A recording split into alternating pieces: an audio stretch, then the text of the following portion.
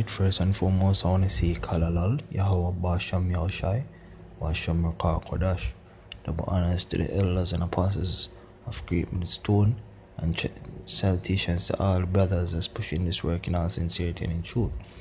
Now, this article is from the Jamaica Gleaner, and it reads that Sagicor partners with Digicel to roll out mobile money app. Now, when you see steps like this being made, it's directly linked to the establishment of the mark of the beast, which is the RFID chip. Now, what's happening here? Let's read a little bit on the article. It says telecommunications company digicel Group and partners are expected to announce the launch of a mobile money app this month that is usable internationally, more than a year after the product was first targeted for market entry. The company is partnering with Sagicor Bank Jamaica and technology company MasterCard on what is expected to be a card and app that will allow subscribers to utilize the product in multiple countries via ATMs, and is reportedly the first of its kind in Jamaica to have that global reach. So basically, they are trying to make financial transactions more seamless without the use of cash. Now, when you see things like this coming into play, you can see that they are trying to acclimatize or make the populace more accustomed to using a digital means of making transactions for whatever they need. If you want to make transactions between you and another individual, they want to make it as seamless as possible, right? So continuing, it said the mobile money service, which digicel initially touted was more than just a wallet, now has the required regulatory approvals and will become available for subscription sometime later this year. BOJ, which is the Bank of Jamaica, Senior Deputy Governor John Robinson confirmed Thursday that the central bank has given approval for Sagicor Bank in partnership with digicel to offer an electronic retail payment service card. Now the central bank has to give approval for this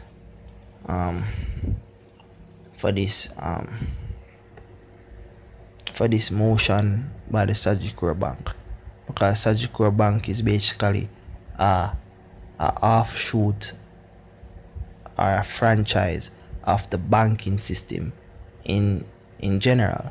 So within every country you have the central bank, and that is for regulatory purposes.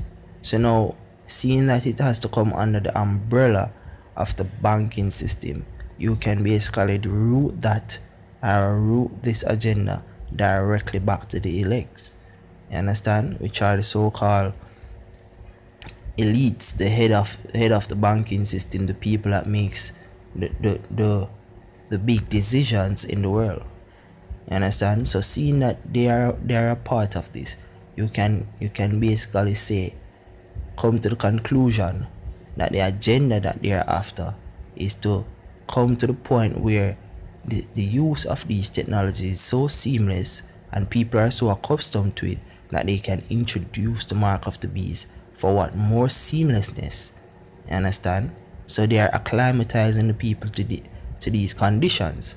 Now I'm going to post the article in post production, so and in the description box below.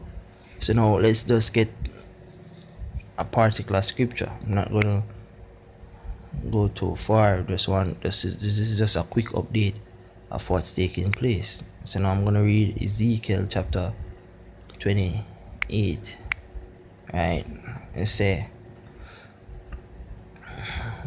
start at 3, say, behold, thou art wiser than Daniel. There is no secret that they can hide from thee. Now, when you properly analyze these things to get people to become more accustomed to using these technologies, what you can see happening in play is that the observation or assessment of transactions by the bank become more precise. So you cannot do any out of the system transaction, so to speak, once you start having the system going cashless. So all transactions would be on the record, on the books, noted. Understand? Therefore, they will have a greater control or leverage over your transaction history. Understand? So they would know how much money you're supposed to have in your account on a regular basis, thus coming back to the blockchain system. Understand? So these moves are not petty moves to be taken lightly. These moves add up to a greater picture, right? So with thy wisdom and thine understanding thou hast gotten the riches, and hast gotten gold and silver into thy treasures. So with their wisdom and their understanding, they have found a way how to acquire more wealth. You understand? Because everything is in their hands. Everything is under their control, under their supervision, right? By thy great wisdom and by thy trafficking, as thou increased thy riches, and thine heart is lifted up because of thy riches. So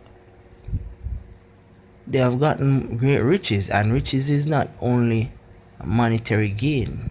The word riches means something of value.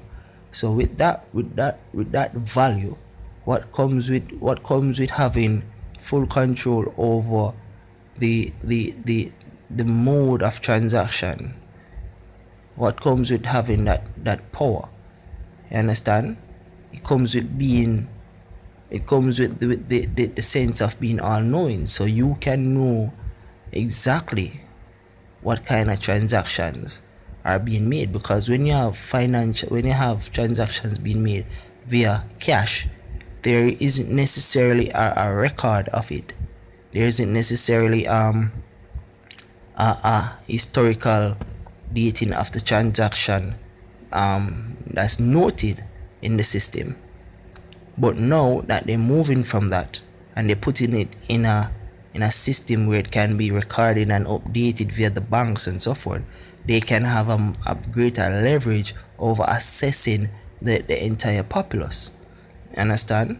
So the scripture is speaking true to what is happening, and these moves, when you see the central bank giving approval to Sagicor, the telecommunications coming into play, and MasterCard coming into play to basically bring forth a globalized system where financial transactions can be made, you can basically see it adding up to the so-called elites having a greater leverage over the populace, and you can see it basically coming forth to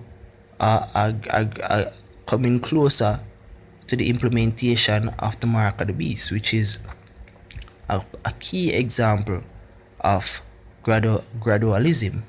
The greater the stretch to go cashless is, the closer we can see ourselves coming to the RFID system, man. Understand? Where they can introduce it easily, right? And with that, I hope this lesson was edifying unto the elect. Shalom.